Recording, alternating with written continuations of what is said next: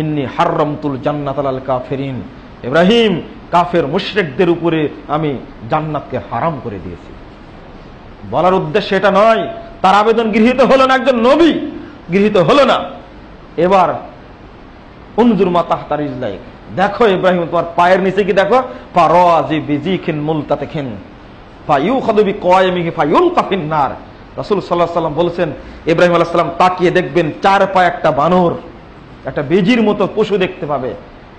ইব্রাহিমের বাপকে চার পা তৈরি করা হবে আজরকে, অতঃপর তাকে জাহান্নামে নিক্ষেপ করা হবে, কিছুই করার থাকবে না, চোখের সামনে বাপকে বানর বানানো হবে কাল কিয়ামতের মাঠে। ফেরাউনকে বানর বানানো হবে, হাদিসে বর্ণিত হয়নি। নমরুদকে বানর বানানো হবে, হাদিসে বর্ণিত হয়নি। কিন্তু আজরের সম্পর্কে কথা বলা হলো কেন?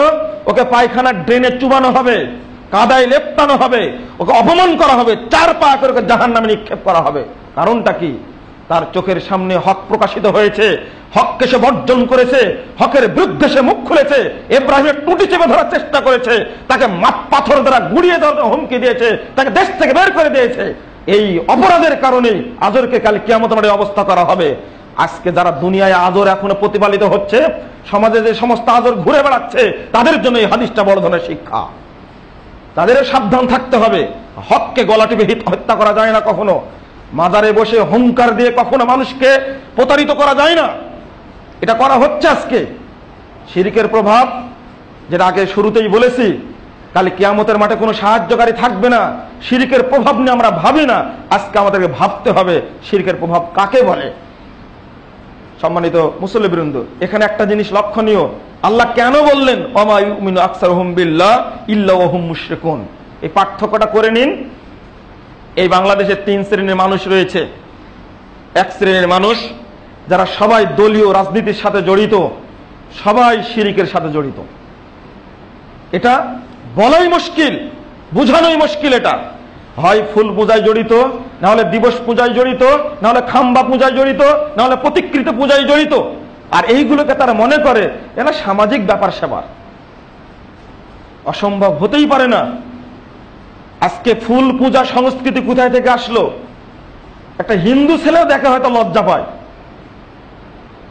একটা হিন্দুরা সুন্দর করে মূর্তি তৈরি করে ঘরের মধ্যে রেখে জামা কাপড় পরিয়ে রাখে, তার নাক কান চোখ পা আছে সেগুলো, সেখানে গিয়ে মিষ্টি দেয়।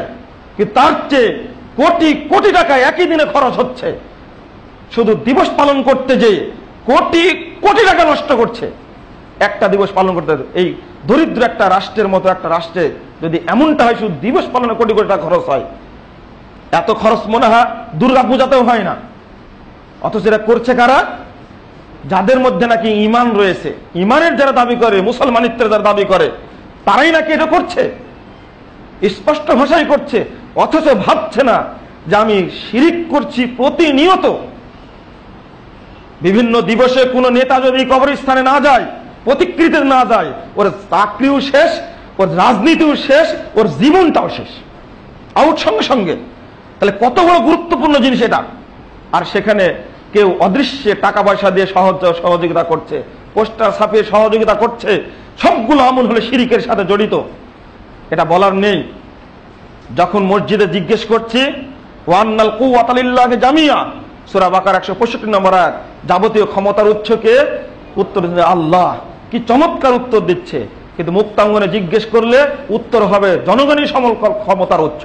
এর চেয়ে জাদল্য, এর চেয়ে টাটকা, এর চেয়ে কাঁচা নগদ মুনাফিক কাকে বলে?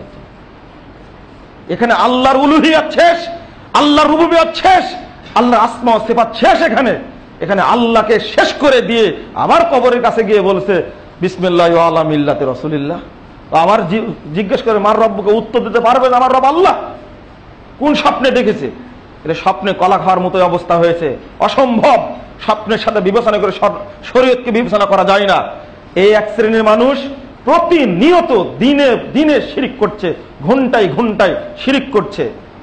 অনুরূপভাবে আরেক শ্রেণীর মানুষ রয়েছে যারা ইসলামের নামে পাগড়ি মাথায় দিয়ে, লম্বা দাড়ি রেখে, লাল শালু পরে, মাজারে মাজারে, খানকায় খানকায়, কবরস্থানে বসে বসে কোটি কোটি মানুষকে মুশরিক বানাচ্ছে দিব্যি। এবার দেখেন দুইটা শ্রেণী, সংখ্যায় বেশি না কম? কত বেশি তা হিসাব করা যাবে না। মাঝখানে কয়জন লোক আছে, কাকে পাওয়া যাবে? মূর্তির কাছেও যায় না, মাজারেও যায় না, কেবলমাত্র একজনের জন্য তার মাথা লুটিয়ে পড়ে, এক আল্লাহর জন্য সেজদা করে। এর চেয়ে এই লোকের সঙ্গে কতজন? আল্লাহর কথাই চূড়ান্ত, ওমা ইউমিনু আকসারুহুম বিল্লাহ ইল্লা ওয়া হুম মুশরিকুন। আজকে যদি আকীদাগত দিকটা গুটিয়ে নিই, তাহলে সবার মধ্যে কয়েকটা আকীদা পাওয়া যাবে, সকল দল পথ ও মতের মধ্যে পাওয়া যাবে একটা আকীদা। সেটা হলো যে আল্লাহ রাব্বুল আলামিন মানুষের দেহে প্রবেশ করে।